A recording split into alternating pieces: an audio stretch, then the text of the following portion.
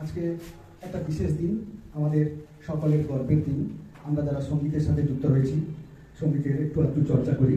রবীন্দ্রনাথ ঠাকুরকে বাদ দিয়ে আমাদের এই অনুষ্ঠান প্রায় চলে না বললেই চলে। কবিগুরুর গান দিয়েই আমাদের প্রথম সঙ্গীত জীবনের শিক্ষা শুরু হয়। আর এই কবিগুরুর গান নিয়ে বর্তমানে এত বেশি প্রচার প্রসার চলছে। প্রথমে আমরা আমাদের এই সঙ্গীতা ভূঁইয়া মহাশয়া উনি পুষ্প অর্পণ করে কবিগুরুকে শ্রদ্ধা জানাচ্ছেন।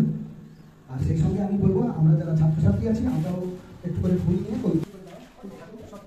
কাঁথির একজন বিশেষ তবলা বাদক, ওনাকে সবাই আমরা চিনি, জয়ন্ত বর মহাশয়। উনি আজকে আমাদের মাঝে উপস্থিত হয়েছেন। আমাদের এক কথায় উনি রাজি হয়েছেন, ওনাকে অসংখ্য ধন্যবাদ। ওনাকে বলবো কবিগুরুর চরণে পুষ্পস্তবক দিয়ে সম্মান জানানোর জন্য।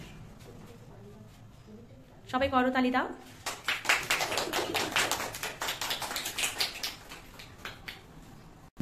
পুষ্পার্ঘ্য নিবেদন করছেন আমাদের সকলের প্রিয় দিদিমণি, সোহেলি দিদিমণি।